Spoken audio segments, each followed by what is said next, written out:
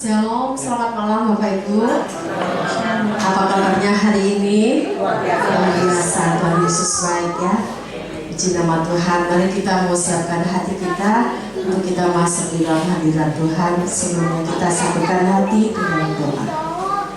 Bapa di surga, di dalam nama Tuhan Yesus Kristus, Tuhan, kami sungguh berterima kasih dan mengucap syukur atas segala kebaikan-Mu Tuhan dalam hidup kami.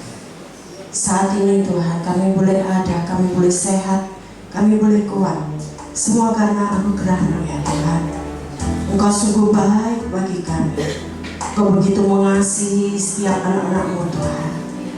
Tuhan, pada saat ini kami mau menyapa, kami mau masuk dalam hadirat-Mu ya Tuhan. Kau layakkan terlebih dulu setiap hidup kami Tuhan. Ampuni segala dosa-dosa pelanggaran kami. Ampuni segala ketidakmampuan dan ketidaklayakan kami Tuhan. Biar setiap pujian dan persembahan yang kami bawa pada malam hari ini Tuhan, semuanya itu dapat berkenan dan menyenangkan hati-Mu ya Tuhan. Kau memberkati setiap kami Tuhan yang melayani pada saat malam hari ini. Baik kami memuji, kami pemusik, pendoa, yang memainkan multimedia, dan Tuhan terlebih hamba-Mu yang menyampaikan firman. Kau berkati, Kau mengurapi setiap kami. Kau juga mengurapi setiap anak-anak-Mu yang hadir Tuhan, yang datang dengan membawa segala kerinduan akan Engkau Yesus. Tuhan, Kau memberkati setiap kami. Engkau berkati pada doa malam pada malam hari ini Tuhan, dari permulaan sampai pada akhirnya. Kami serahkan semuanya ke dalam tangan pimpinan Roh Kudus yang memimpin setiap kami. Hanya di dalam nama Tuhan Yesus Kristus kami siap memuji dan menyembah Engkau. Haleluya. Mari sama-sama katakan amin.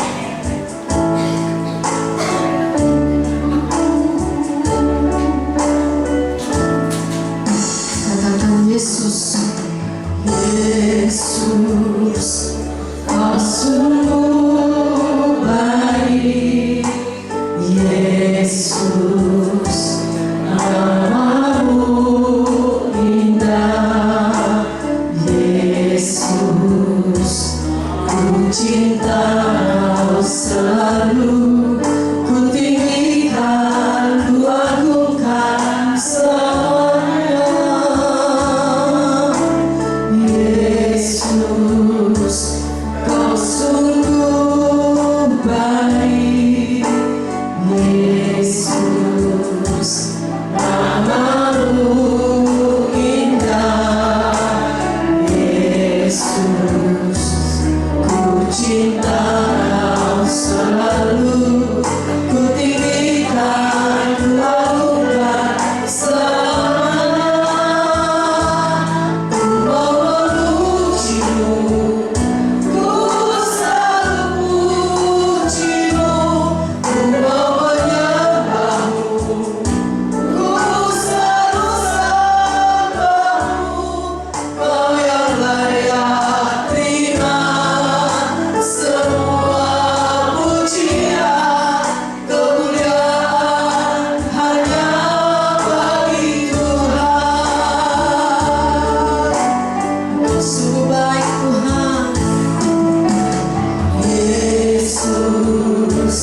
Kau sungguh baik, Yesus, nama-Mu indah, Yesus, ku cinta Kau selalu, ku tinggikan, ku agungkan selamanya, Yesus, Yesus. Kau sungguh baik, Yesus, nama-Mu indah, Yesus, ku cinta Kau selalu, ku tinggikan, ku agungkan selamanya, ku memuji-Mu, ku selalu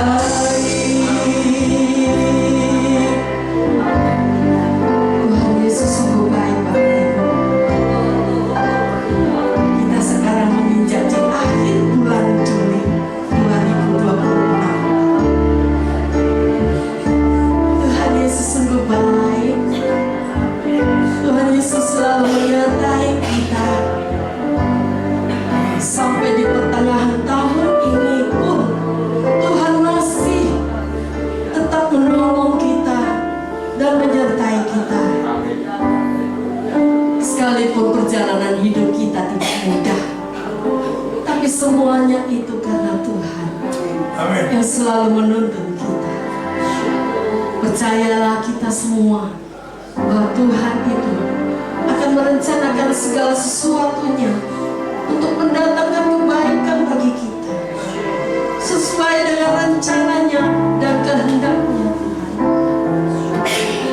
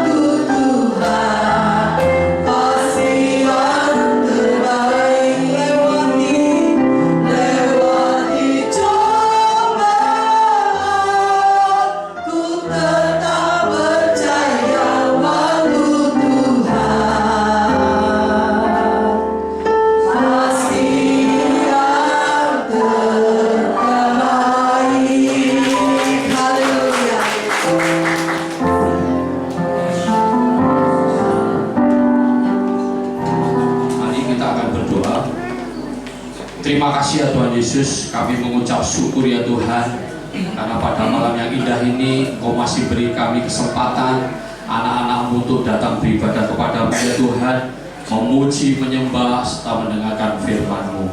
Terima kasih ya Tuhan Yesus, terpujilah nama-Mu. Pada malam hari ini ya Tuhan, kami akan menaikkan doa syafaat kami. Kami serahkan ibadah raya Mandarin pada hari Minggu besok ke tangan-Mu ya Tuhan. Tolong Tuhan, Kau berkati ibadah kami dari awal, pertengahan, sampai akhirnya. Kiranya semuanya berjalan dengan lancar, dengan baik, dengan aman, nama Tuhan dipermuliakan. Terima kasih ya Tuhan Yesus. Hamba-hamba-Mu yang akan bertugas pada hari Minggu besok, kiranya Tuhan beri kekuatan, kesehatan, sehingga pada hari Minggu besok mereka dapat melaksanakan tugasnya masing-masing dengan sungguh-sungguh, dengan baik, sehingga apa yang dilakukannya semuanya berkenan kepada-Mu. Terima kasih ya Tuhan Yesus. Kami serahkan pemimpin kami, pemimpin ibadah Mandarin, Ibu Julien, beserta Bapak Arif, kami serahkan ke tangan-Mu. Kiranya senantiasa Tuhan berikan kekuatan, kesehatan, hikmat, marifat, kebijaksanaan dalam memimpin Mandarin, segenap pengurus, pekerja, pelayan, bahkan seluruh hamba-hamba Tuhan yang terlibat di GBPS Mandarin. Tuhan juga berkati, Tuhan berikan roh persatuan dan kesatuan, sehingga mereka saling bergandengan tangan dengan satu yang lain untuk melayani ibadah Mandarin, sehingga semua yang mereka lakukan semuanya hanya untuk kemuliaan nama-Mu. Terima kasih ya Tuhan Yesus. Kami juga berdoa untuk kami serahkan GBPS Pusat Sawahan ya Tuhan, beserta seluruh cabang-cabangnya yang tersebar di seluruh pelosok tanah air. Kami serahkan ke tangan-Mu, kiranya Tuhan berkati kedua penatua kami, seluruh hamba-hamba yang terlibat di GBPS, baik seluruh pekerja, staf, pelayan, maupun seluruh hamba-hamba Tuhan yang terlibat di GBPS Pusat. Kami serahkan ke tangan-Mu, dan Tuhan berkati sehingga lewat GBPS Sawan ini dapat menjangkau jiwa, dapat memenangkan jiwa, nama Tuhan dipermuliakan. Terima kasih ya Tuhan Yesus. Kami juga berdoa untuk hamba-hamba-Mu yang saat ini sedang sakit maupun sedang dalam masa pemulihan ya Tuhan. Kami serahkan Bapak Yunias, Bapak Paulus, Ibu Lindawati Godasono, beserta Ibu Cokwik ke tangan-Mu ya Tuhan. Ya Tuhan menjamah hamba-hamba-Mu ini, sehingga hamba-Mu ini memperoleh kesembuhan dan pemulihan yang sempurna yang daripada-Mu. Terima kasih ya Tuhan Yesus. Bangsa dan negara kami serahkan ke tangan-Mu, seluruh pemerintahan, seluruh pemimpin-pemimpin bangsa kami. Ya Tuhan, berikan mereka roh takut akan Kau ya Tuhan. Tuhan, jauhkan bangsa kami dari segala macam kekacauan, perpecahan maupun bencana alam ya Tuhan. Kami percaya bangsa kami tetap dalam lindungan Tuhan, bangsa kami tetap dalam kendali Tuhan. Terima kasih ya Tuhan Yesus. Sebentar kami akan mendengarkan firman-Mu. Sucikan dan kuduskan hati staf pendengaran kami ya Tuhan, sehingga firman-Mu dapat tertanam, bertumbuh, berbuah-buah dalam kehidupan kami. Kami serahkan hamba-Mu yang sebentar dapat firman-Mu. Engkau kuasai hamba-Mu dengan Roh Kudus-Mu. Engkau pakai lidah mulut hamba-Mu untuk menyampaikan kebenaran firman-Mu. Hanya di dalam nama Tuhan Yesus Kristus kami sambut firman-Mu. Haleluya. Amin.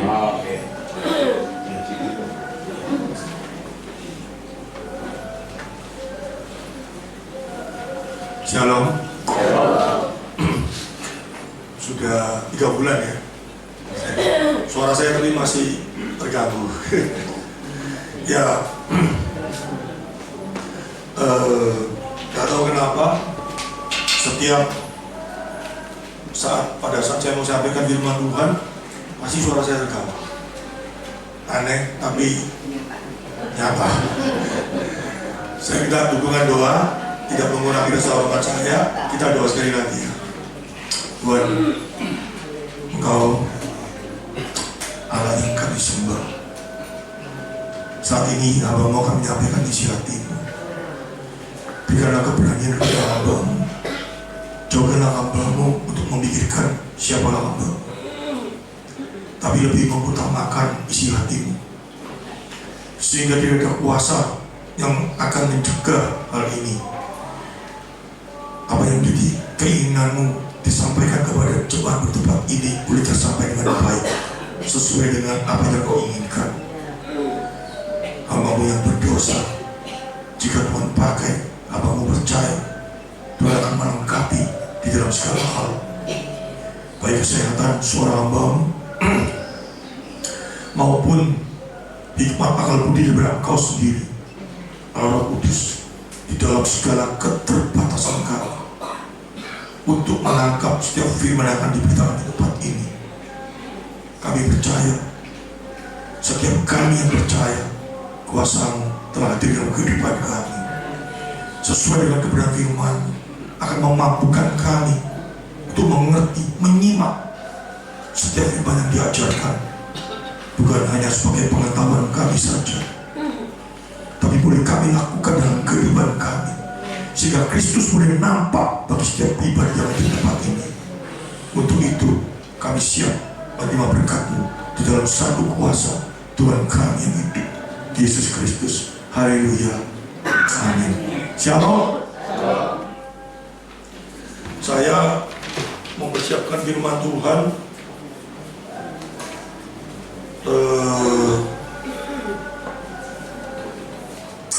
Kok Tuhan lagi-lagi ingin bicara tentang iman di tempat ini, sehingga saya bolak-balik cari yang lainnya, larinya tetap ke sini.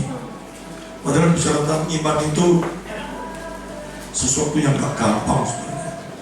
Semua orang bicara punya iman, semua orang berbicara bahwa kenal Tuhan, tahu Tuhan. Coba hari ini kita cek, nanti kita renungkan apakah kita betul-betul memiliki iman yang benar. Karena saya khawatir firman Tuhan itu ada yang berkata, aku bernubuat, aku melakukan mujizat. Bernubuat itu tahu yang seperti saya yang Ustaz khotbah. Tapi Tuhan ngomong apa? Aku tidak kenal kamu, membuat kejahatan. Itu tidak main-main. Itu sebuah peringatan bagi kita. Sehingga iman itu apa sih? Semua agama berbicara mereka orang beriman.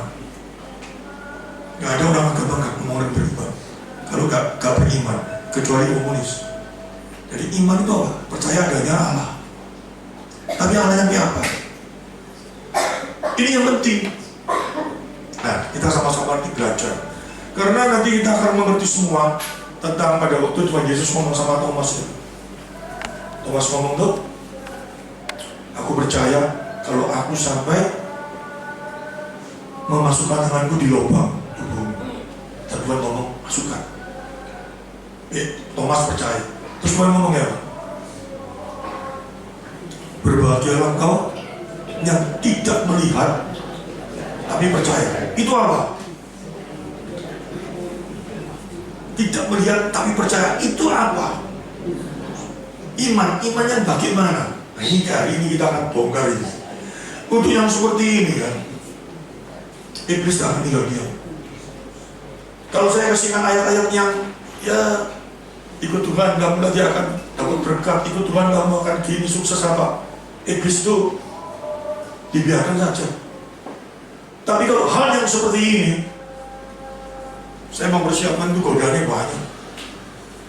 Beban saya, tekanan saya, itu luar biasa. Tubuh saya.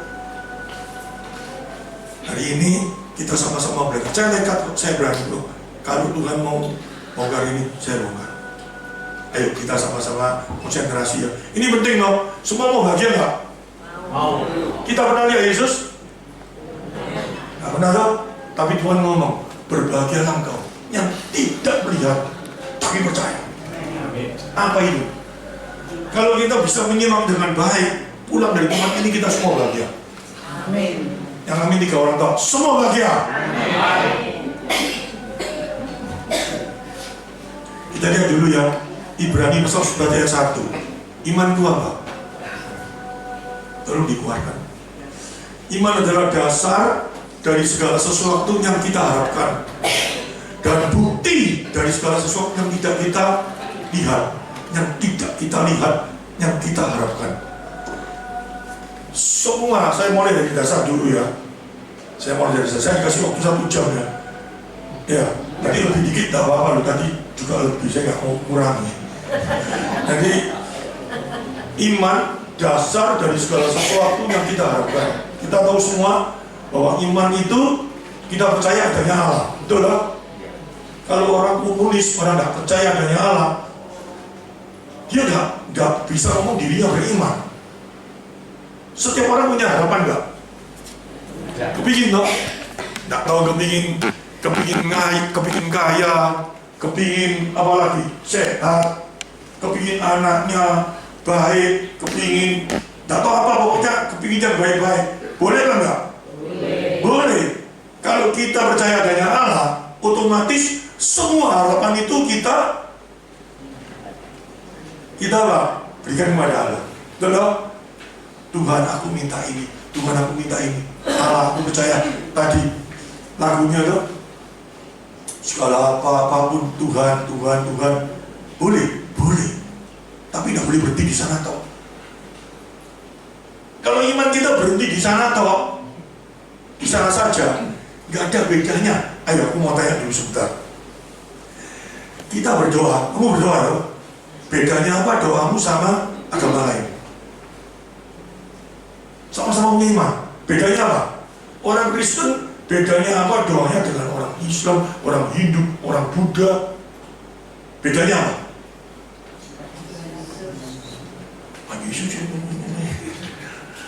Bedanya apa? Supaya cepat ya. Bedanya cuma awalan sama akhiran toh. Orang Kristen lalu berdoa, ya Bapa. Pertama ngomong kayak gitu tuh. Mereka nggak bisa, bener nggak? Akhirannya apa?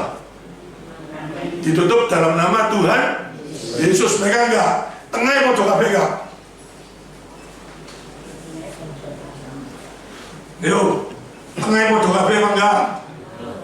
Si gaji minta naik, si sakit minta disembuhkan, si apa lagi? Apakah itu beriman? Apakah itu bisa disebut iman? Mateng pun. Ayo. Bedanya apa? Ditanyai, ya Bapak, kenapa kita ngomong ya Bapak? Kenapa kita tutup dalam nama Tuhan Yesus? Pokoknya tak tutup dalam nama Tuhan Yesus, nanti dikasih. Itu bukan iman. Padahal tadi saya ngomong itu tidak bisa. Suara pikir.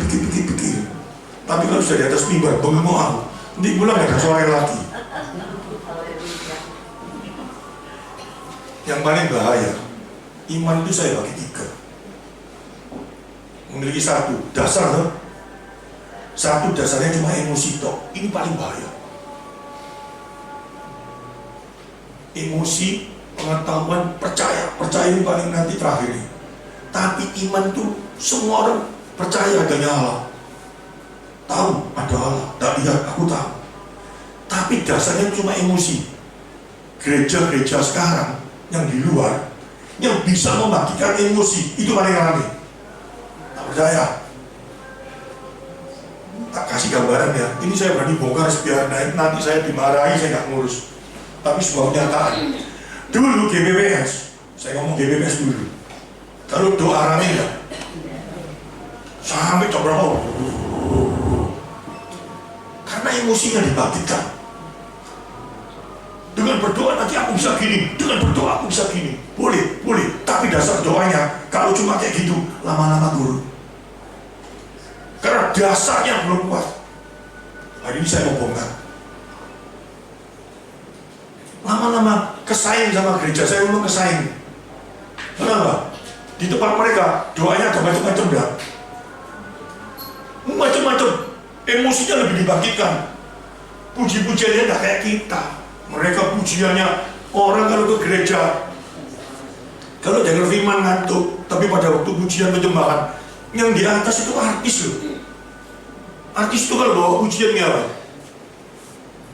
Bisa membawa emosi orang-orang enggak? Sangat bisa. Nggak usah nyanyi lagu rohani, nyanyi apa namanya? Lagu yang dulu tuh. Kembalikan aku pada orang tua aku itu loh. Ya toh? Waduh, itu dia nyanyi dengan sungguh, dengan mimik, dengan gaya ekspresi yang orang yang denger pada waktu masih geger sama bojoe. Ingat-ingat itu saya nangis dah. Aku bik mama, aku gak disio-sio, aku bik bojoku disio-sio. Aduh, nuwenis dengan lagu itu, betul ya? Gereja sekarang seperti itu. Kayak apa lagi, pusing apa? Tadi lagu yang apa? Coba dikeluarkan teknya. Kalau coba disertai kata-kata dibangkitkan emosi, semua bisa berbelah. Itu cuma dasarnya emosional toh. Itu jangan-jangan Roh Kudus bekerja loh ya. Hati-hati. Lagu yang ini? Yesus kau sungguh baik. Terus? Yesus namamu Indah. Ngerti artinya? Dia baik karena apa? Kalau kita baik rasanya, kalau kita pada waktu ada masalah terus kita rasakan dia tolong aku, dia baik, itu cuma emosi toh. Agama lain pun ada masalah, Allah bisa tolong enggak? Tapi kita mau Yesus baik itu karena apa? Kalau kita tidak tahu, itu cuma dasarnya emosi. Bahaya sekali perasaan kita dimainkan. Yesus kau sungguh baik, Yesus ku jika kau selalu, terus kutinggikan, aku tinggalkan selamanya. Itu dibawa ke hadirat Tuhan rasanya, tapi kita tidak ngerti. Bisa kayak gitu ya? Kita lihat show, pernah lihat show-nya artis itu, kayak Michael Jackson itu. Orangnya goyang gini tuh, yang dibawa bisa gulung-gulung, teriak-teriak, histeris, bisa nggak? Itu dibangkitkan emosinya saja. Bahaya sekali. Dasarnya nggak ada. Coba kita renungkan. Banyak sekali orang ke gereja. Waduh, aku dibawa ke pujian penyembahan, hatiku rasanya lega, luar biasa. Wah, enak. Enaknya berapa lama? Enaknya berapa lama? Sama saja dibawa ke, lihat ke entertainment dah. Pada waktu kita nonton bioskop, apalagi drama Korea atau apa yang sedih, ke bawah, aduh susah. Keluar dari gedung bioskop sebentar lagi langsung enggak. Sekarang banyak gereja kayak gitu, tapi itu nyandui terus dah. Pada waktu susah, datang ke gereja gak enak. Karena apa?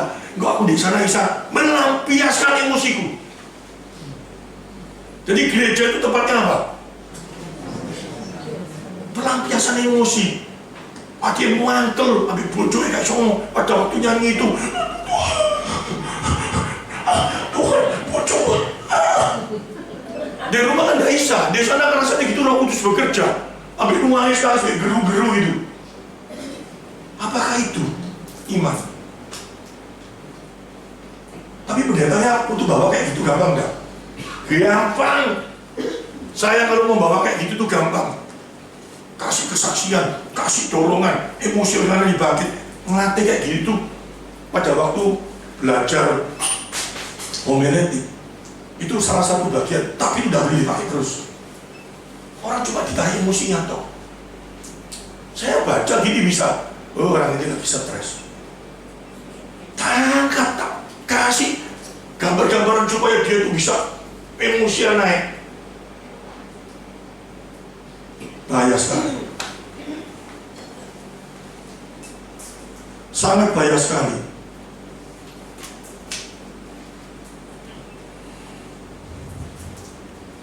Emosi itu perlu, tapi jangan berhenti di sana. Kita ke gereja tidak ada emosinya, tidur kabeh, betul lah. Pujian penyembahan perlu emosi, semangat perlu, tapi ngerti apa enggak? Yang disemangati itu apa? Nyanyi Yesus, kau sungguh baik, Yesus, namamu indah, Yesus, ku cinta kau selalu. Kenapa kita cinta Yesus selalu? Apa yang kita rasakan? Kenapa kok kita harus rasanya sama Tuhan itu? Kalau gak ada Tuhan, kenapa? Ini kita harus ngerti. Sekarang saya tanya, Semua manusia ini diciptakan sama Allah, tujuannya untuk apa sih? Untuk apa kita diciptakan?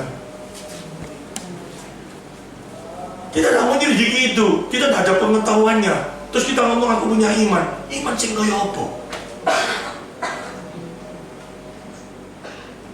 Apalagi sekarang banyak sekali orang dibawa emosi. Ditarik emosinya tak, semua digerak, rasanya gerak-gerak semua. Bahaya sekali. Bukan seperti itu. Saya dengan berani hari ini ngomong, karena tidak kuat saya. Sekarang banyak sekali gereja yang seperti itu. Tuhan nangis rasanya melihat orang-orang kayak gitu. Kamu sok cinta sama aku kayak gitu ini.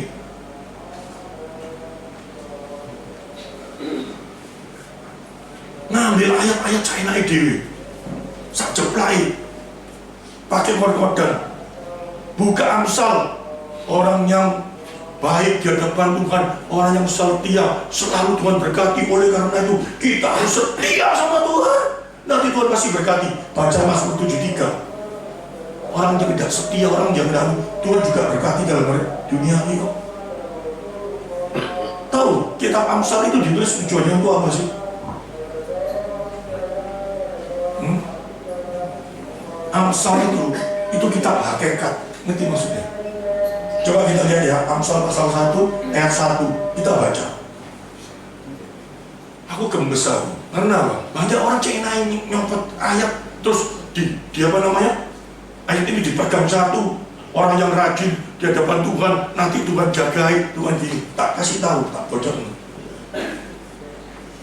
Amsal itu bukan rumus bagaimana supaya kita diberkati. Bukan. Tapi Amsal itu kitab hakikat. Tak percaya? Hakikatnya itu apa? Coba kita baca. Pasal 1. Ayat 1. Amsal Salomo bin Daud Raja Israel. Ngerti? Kata-kata dari satu ayat itu aja kita harus tahu. Salomo anaknya Daud Raja Israel. Terus ayat 2. Untuk mengetahui hikmat dan didikan, untuk mengerti kata-kata yang bermakna. Terus untuk menerima didikan yang menjadikan pandai serta kebenaran, keadilan dan kejujuran. Ini bukan hakikat hidup. Amsal ini ngajari supaya kamu apa? Menjadi pandai, menjadi benar, adil dan jujur. Tapi bukan rumus. Tak kasih contoh ya. Nek kita ngomong sama anak kita ya. Nek disuruh sekolah loh, kita ngomong ya. Nah, sekolah rajin belajar. Cek kamu pinter besok bisa jadi orang. Artinya itu apa? Jadi orang itu apa? Nek kaya, pangkat, benar tuh sukses. Setiap yang rajin pasti sukses. Belum tentu. Itu namanya hakikat. Tapi nek diajari masuk, nah gak usah rajin-rajin. Kan gak mungkin. Tapi bukan setiap orang anak yang rajin itu pasti hidupnya sukses. Amsal itu berbicara kayak gitu kan? Oh enggak, banyak sekali enggak. Ayat-ayat yang Amsal itu rasanya nabrak. Banyak enggak? Orang yang setia kepada Tuhan gak mungkin hidupnya gak diberkati. Ayat itu kurang setia. Woi, ayat itu kurang setia. Orang yang cinta sama Tuhan hidupnya tidak akan menderita. Ayat itu kurang setia. Rasul Paulus itu kurang setia para rasulnya. Akhirnya kepalanya putus itu.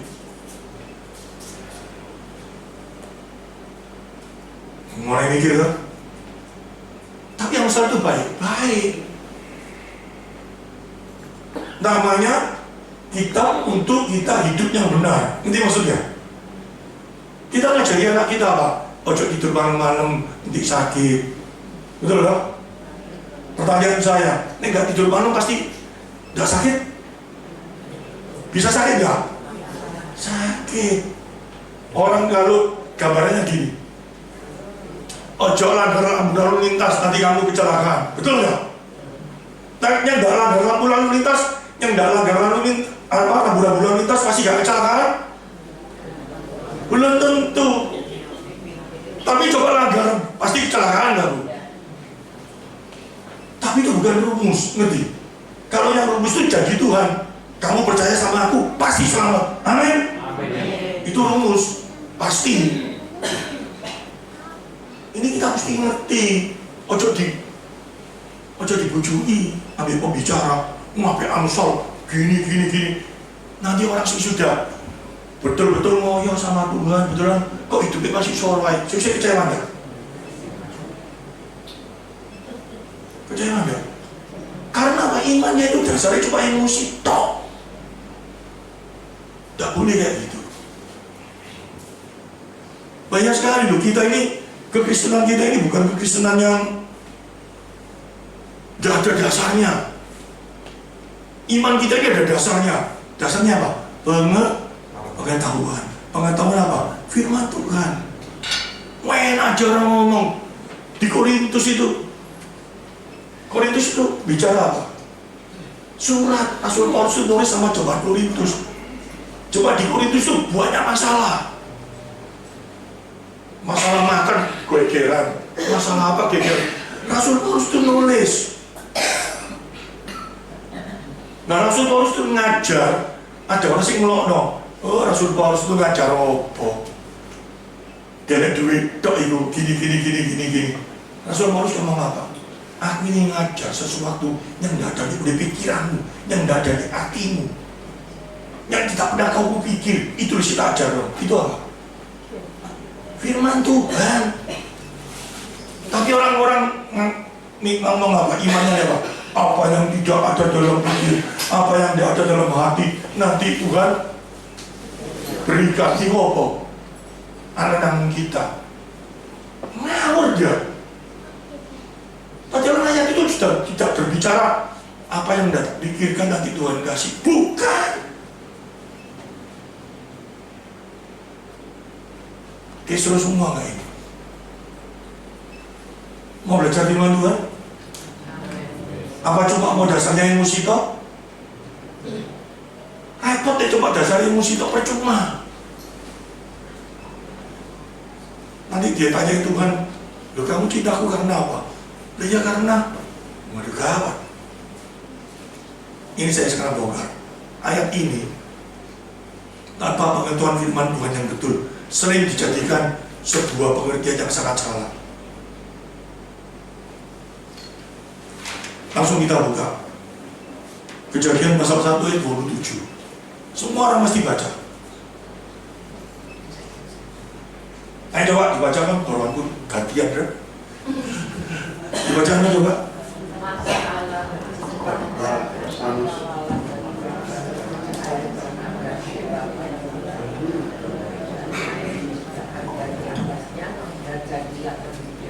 Nah, sudah ya.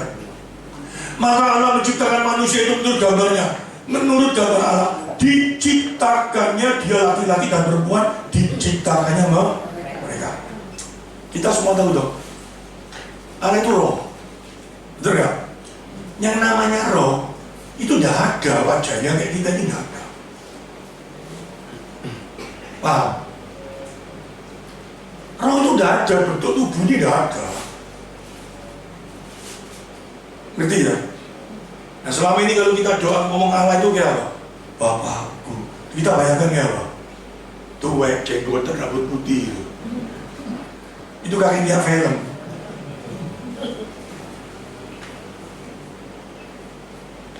Emosinya itu dibagikan terus. Hati-hati. Padahal ini berbicara apa? Maka Allah menciptakan manusia itu menurut gambarnya. Menurut gambar Allah diciptakannya dia, laki-laki dan perempuan diciptakannya mereka. Tujuannya ini apa? Apalagi kalau kita dikasih tahu manusia diciptakan dari debu dan tanah. Yang nulis kitab Kejadian itu siapa? Musa Kasyoro. Tak kayak bingung sih. Manusia pertama kali diciptakan Musa itu sudah ada apa enggak? Dia nggak usah tahu kalau diciptakan dari debu dan tanah. Ayo ngomong-ngomong. Musa dikasih penglihatan. Dia Yang dikasih penglihatan pada waktu menulis itu cuma sama rasul yang namanya Yohanes pada waktu kitab Hakim ditulis. Itu jelas dikasih penglihatan oleh Tuhan Yesus. Tapi Musa pada waktu menulis, dia gak dikasih penglihatan pada waktu alam ciptakan manusia. Dari debu dia ambil tanah. Tapi kenapa dia ngomong kayak gitu? Pernah mikir ini? Gak perlu dimikir, pokoknya karo ya wis. Kita harus tahu semuanya itu. Yang pertama, kita ngerti dong. Zamannya Musa itu zamannya Kaisar. Kaisar siapa? Fir'aun yang bengis, yang merasa darah Kaisar itu diciptakan sama Allah itu dengan darah yang lain, dengan bahan yang lain. Kalau yang bukan turunannya raja itu diciptakan dengan bahan yang tidak ada artinya. Musa ini mau nulis, mau ngomong segala sesuatu itu Allah menciptakan sama apa adanya. Sekarang pun sampai di Indonesia pun ada nggak? Kalau Ninda itu darah apa? Biru. Apa darahnya biru? Kenapa dia ngomong darah biru? Seolah-olah dia kastanya lain. Bener nggak? Itu dibantah sama Musa. Melalui hikmat yang Tuhan berikan, semua manusia diciptakan sama adanya. Dari yang amin. Mau kamu kaya, mau kamu pandai, mau kamu apa, semua sama di mata Allah. Diciptakan dari debu dan tanah. Tapi kamu bukan remeh. Kamu dikasih gambar Allah. Sesuatu yang mulia diberikan bersama kamu. Semua diberikan. Semua diberikan. Raja, rakyat semua diberikan. Sama. Itu yang diberikan Allah kepada Musa dengan hikmatnya sehingga dia menulis itu. Bertentangan nggak sama firman Tuhan? Enggak, itu maunya Allah. Amin. Jadi jangan minder sih gak duwe itu. Ngerti? Ketemu orang sing rasanya mampu apa? Ya, minder. Ojo. Kita diciptakan sama DE itu sama dari debu dan tanah. Kita dikasih kemuliaan yang sama. Gambar Allah dihadirkan dalam hidup kita. Amin. Yang amin satu orang tua, yang lain gak mau. Amin. Iya. Kalau ngerti gini lebih seneng gak? Seneng tuh. Ketemu jenderal gak minder. Ketemu orang kaya mobilnya 1000 gak minder. Tapi pada waktu kita kaya raya gak sombong. Karena kita apa? Tahu aku dari debu dan tanah. Kalau aku bisa seperti ini karena kemurahan Allah. Ngertos? Gini kan seneng. Hari ini kita mungkin mana kita, cucu kita besaran ambil orang semua luar biasa. Aduh ya apa ya kita ini. Kamu itu dikasih kemuliaan sama mereka. Gak ada.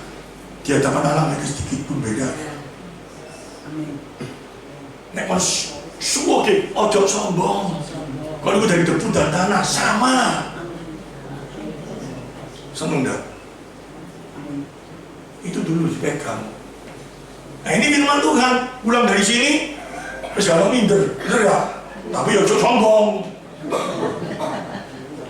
Jadi kita jadi orang yang normal.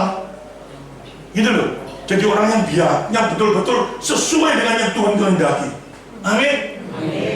Saya lihat sekarang orang Kristen ngaku anak Tuhan, kalau ketemu hamba Tuhan luar biasa, sama. Nanti ketemu tukang parkir yang ngawur. Nggak boleh kayak gitu. Pulang dari sini sama semua. Senang deh. Ini firman Tuhan itu memberi pencerahan yang seperti itu. Nah sekarang kita masuk. Ini barusan khotbah karek setengah jam sampai setengah 7 ya. Setengah 8 ya. Ibu loh ya.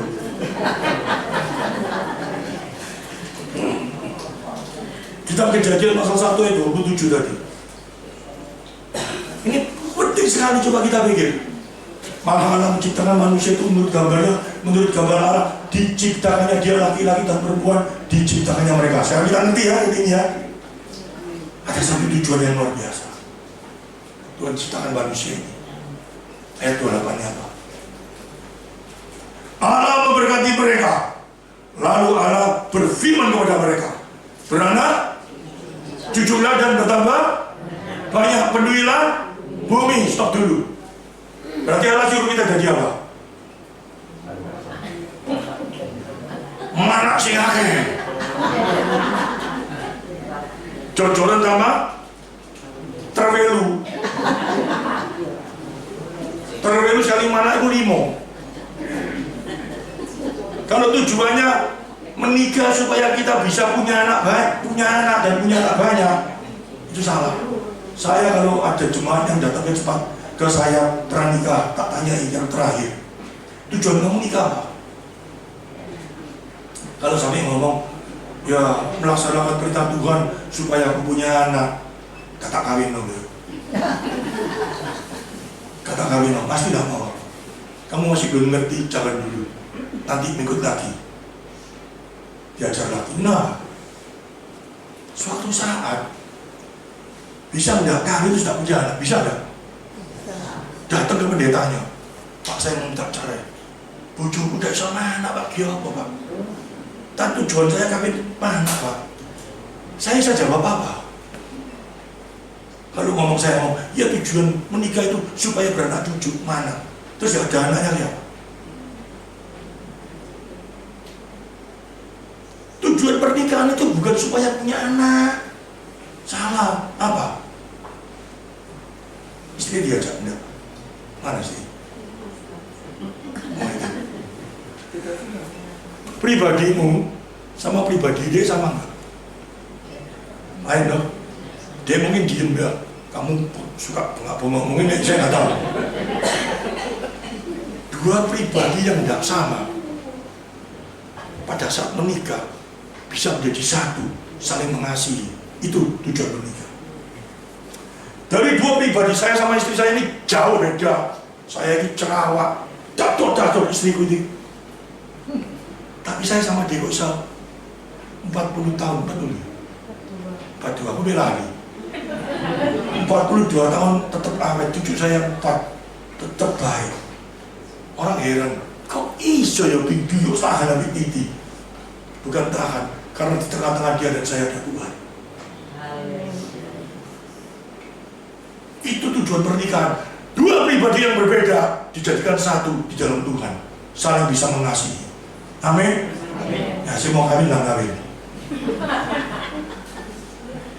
Sekarang saya teruskan. Beranak cucu itu, Tuhan ngomong itu tujuannya apa? Kalau yang dikasih anak, Tuhan itu tujuannya apa? Manusia diciptakan serupa dengan gambar Allah. Artinya apa? Odong gai, Allah ada muka kok. Memiliki karakter yang seperti Allah miliki. Amin. Baik, benar. Segala sesuatu itu ada dalam diri Allah. Allah inginkan itu. Manusia ciptaannya itu memiliki karakter Allah. Sehingga melalui kamu, melalui dia, melalui saya, orang bisa melihat Allah. Tapi yang terjadi tukang copet, tukangnya buat onar, pak kepahitan. Kalau Allah kepahitan, kita mati semua enggak? Woi, kalau Allah kepahitan, kalau Allah sampai ada kepahitan, kita semua bisa mati semua enggak? Tapi dia tidak ada kepahitan, dia kasih. Allah yang kepingin seperti itu, tapi manusia jatuh dalam dosa enggak? Jatuh. Apa yang menjadi tujuan Allah untuk kita dihancurkan oleh dosa, tapi Allah akan kalah. Beranak cuculah, bertambah banyak, melipat gandakan gambar Allah bagi setiap anak-anak kita. Amin. Sudah dilakukan. Woi, padahal firman Tuhan diajarkan di dalam kitab Keluaran. Dalam keadaan sulit, dalam keadaan santai, dalam keadaan apapun juga, beritakan Allah yang mengeluarkan kau dari Mesir. Benar gak? kita sama anak cucu kita kayak apa? Cincin kita nonton siapa? Doraemon. Siapa yang kita kenalkan? Anak kita ini diajarkan apa? Nah, Allah itu seperti ini. Oh, bapak itu yang ngerti, gue itu yang ngerti ngajari lo.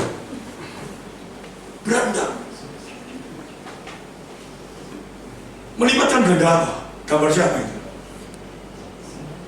Kepada anak turunan kita. Gambar Allah atau prinsip-prinsip dunia?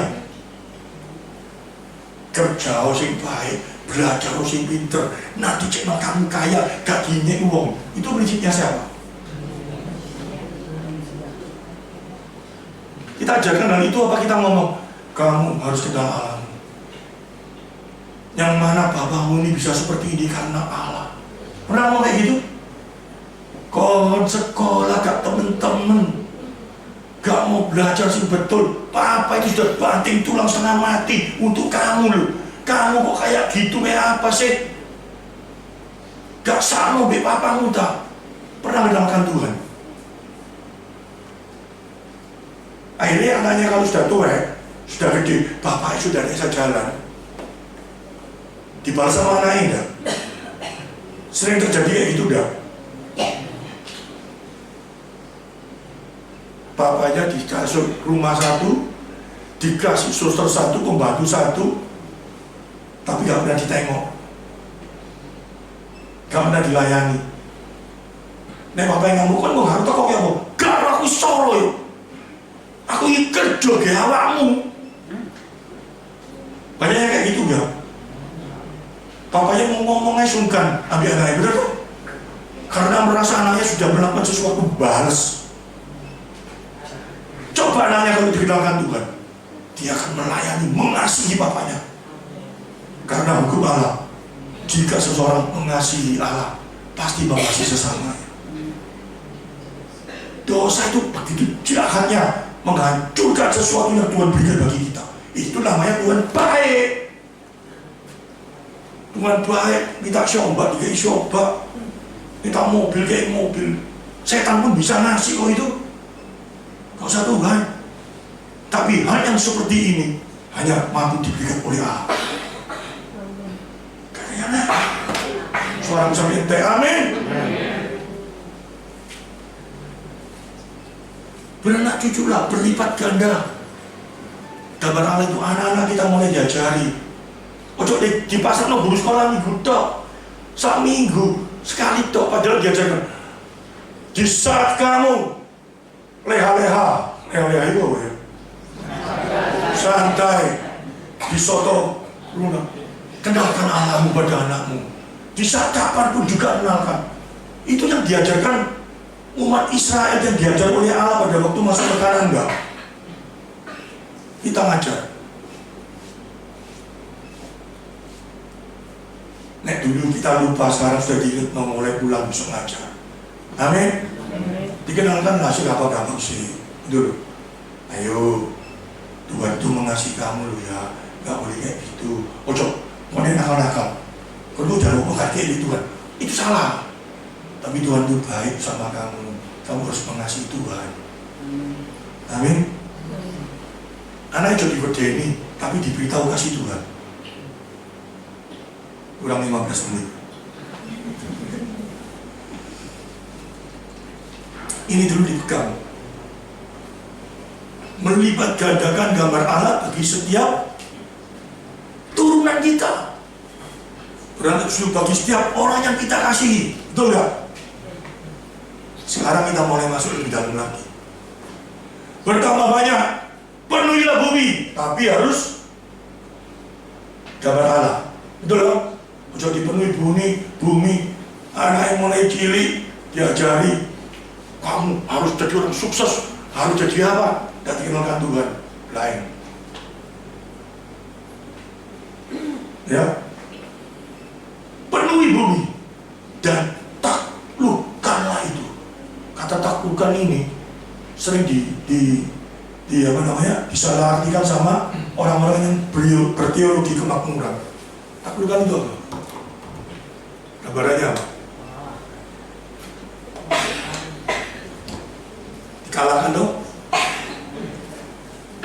menjadi milik kita. Kamu harus menang, lebih dari pemenang. Kamu harus jadi nomor 1. Kalau kamu nanti dulu kamu kerja mungkin jadi seorang tukang parkir, lama-lama kamu harus direktur, taklukan itu. Itu tak ngajari. Kata taklukan itu ada hubungannya sama di atas. Yang di atas apa? Melipatkan gambar Allah. Karena dosa. Angel enggak? Nakluk ada yang ini. Aku nakluk ada yang ini. Nakluk bukan tak supaya dia gelem aku, bukan. Sifatnya. Dia naklukkan saya, sifat saya supaya berubah. Itu tidak gampang. Kata taklukan itu diambil dari bahasa Ibrani. Saya nggak perlu sok-sokan ngomong Ibrani. Memiliki sebuah pengertian seperti seorang petani yang bekerja, ya, menaklukkan tanah yang akan ditanam itu. Gampang. Petani itu kalau mau nandur itu tanahnya gue beli dicalangi itu iso tumbuh, dipacul, dibaca, dihidup, wes kerja itu sampai aku pernah nyoba macul itu 10 menit gegek mau bodol.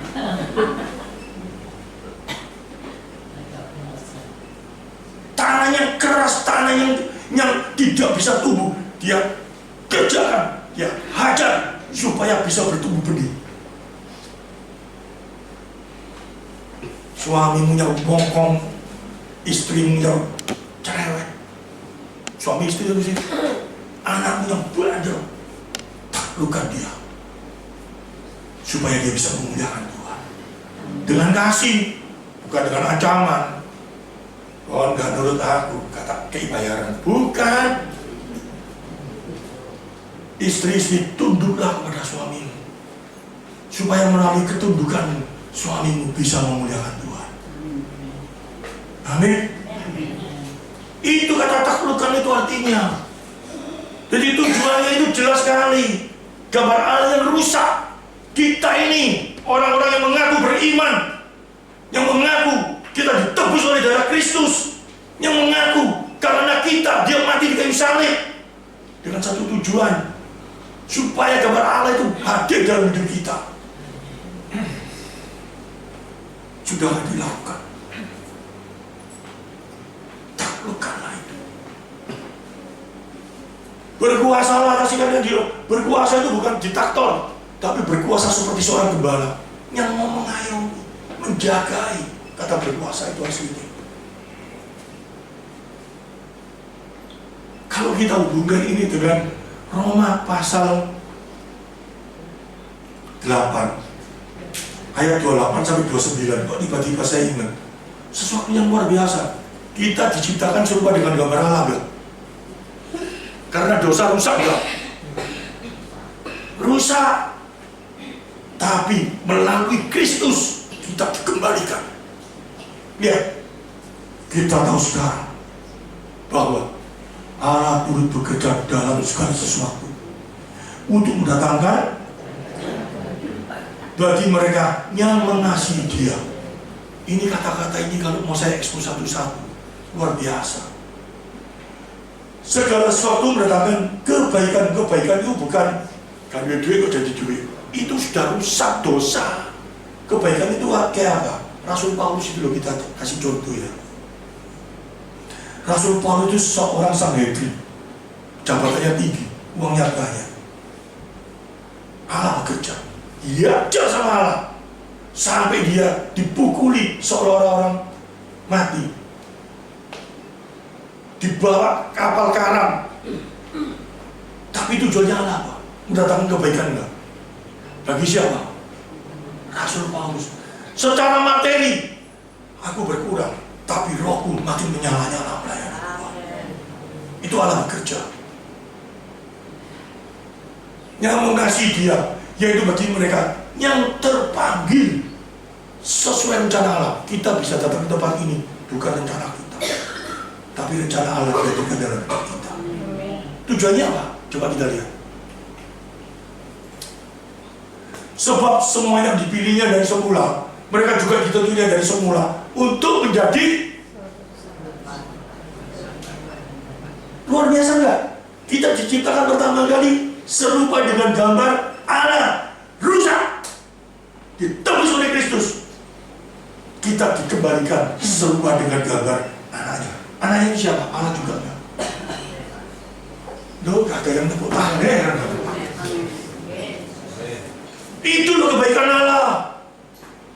Kebaikan Allah, bayaran mudah. Kebaikan Allah itu kayak gitu loh. Harusnya kita ini sudah rusak, kita ini bejat, kita ini dibuang. Tapi karena kasihnya, supaya kabar Allah itu dikembalikan dalam hidup kita, Dia memberikan anaknya bagi kita. Karena keadilannya, anaknya harus mati di kayu salib. Dan setiap orang yang percaya kepadanya memperoleh kehidupan kekal. Gambar Allah dikembalikan dalam hidup kita. Itu kebaikan Allah yang tidak bisa dibeli dengan apapun juga. Amin. Kita harusnya mendengar ini loh. Kita betul-betul merasakan, oh Tuhan, siapakah aku ini Tuhan? Kok kamu maunya sampai seperti itu? Sampai kau sudah memberikan hidupmu bagi aku, tapi gambar Allah itu tetap aku rusak dalam hidupku. Aku tidak membawa gambar Allah. Bahkan kau telah mati bagiku. Hari ini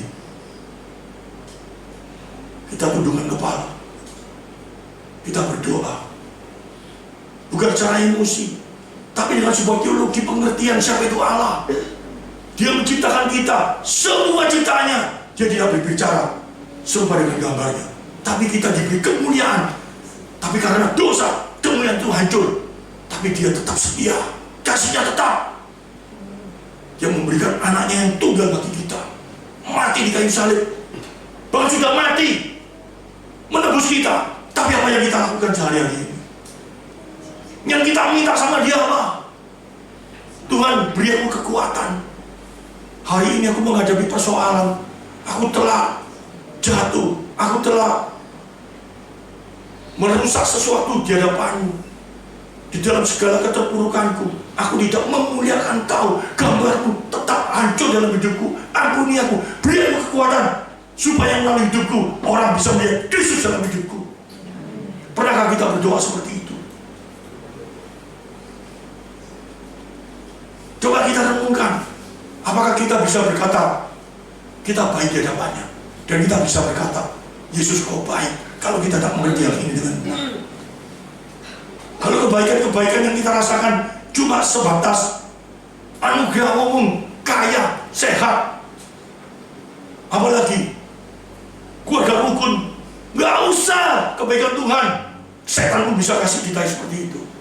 Tapi setan yang nggak bisa memberikan kepada kita apa? Mengembalikan gambar Allah dari hidup kita hanya melalui anaknya Kristus Yesus. Tapi yang telah kita terima, semua telah terima gambar ini. Sudahkah kita menjagai? Sudahkah kita rasakan? Kita tidak pernah melihat Dia, tapi saat kita berjalan dalam firman-Nya, kita akan berkata, Tuhan, aku tahu tanpa Engkau aku gak bisa lakukan ini. Itu berarti kita tidak melihat, tapi kita percaya Dia yang melakukan dalam hidup kita. Berbahagialah Engkau. Amin firman Tuhan. Mari kita tundukkan kepala. Kau Allah yang luar biasa. Hamba-Mu selesai berbicara, tetapi kuasa Roh-Mu tidak berhenti bagi setiap kami. Di dalam segala kelemahan suara hamba-Mu, bahkan memperjelas melalui pengertian-pengertian yang dalam bagi mereka, sehingga kesadaran penuhnya akan terjadi baik hamba-Mu maupun mereka semuanya di tempat ini, bahwa betapa baiknya Engkau. Kami manusia yang diciptakan dari debu dan tanah, yang tidak ada artinya. Siapalah kami ini Tuhan? Kau memberikan kemuliaan-Mu dalam hidup kami, tapi karena kedurhakaan kami ingin seperti Engkau. Kami terbujuk oleh iblis. kami jatuh dalam dosa. Kemuliaan-Mu hancur oleh karena kami. Tapi rancangan-Mu bagi kami begitu baik, Tuhan. Kau mati bagi kami. Kau memberikan hidup-Mu bagi kami, supaya gambar Allah yang telah hancur itu Kau kembalikan melalui kehidupan kami, melalui anak-Mu. Tapi kalau kami percaya, kami mengaku, kami punya iman, tapi hari-hari ini kami tidak memperlihatkan gambar-Mu dalam hidup kami. Ampuni kami, Tuhan. Yes, Lord. Ampuni kami. Ampuni kami.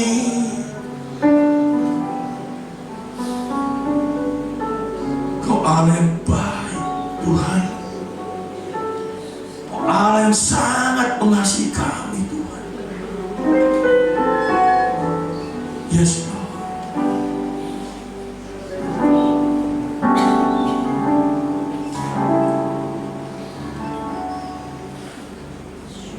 Kau teriakan firman-Mu bagi setiap kami, bukan hanya memiliki dasar emosi saja, tapi pengetahuan sudah hamba-Mu beritakan, dan kami menjadi percaya bersama dengan Kau. Menteraikan ini selalu dalam hidup kami, supaya setelah kami keluar dari tempat ini, gambar Allah itu boleh nampak bagi setiap pribadi kami. Terpujilah nama-Mu, terpuji-pujilah. Haleluya. Amin. Beri kemuliaan bagi Tuhan.